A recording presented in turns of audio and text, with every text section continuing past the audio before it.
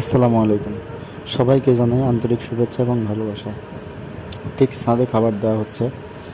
এখানে ভাত আর কি তেলে দেওয়া হয়েছে। এই ভাতটা পাখি পছন্দ করে। তারপর আছে চানাচুর।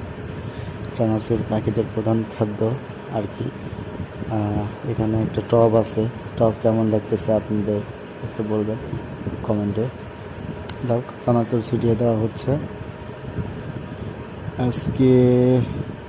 ভয়েস ওভার যেহেতু আমি পরে করতেছি, পাখি আজকে এই পর্যন্ত এত পাখি আসে নাই। তো আপনারা ভিডিও কন্টিনিউ করেন, দেখেন।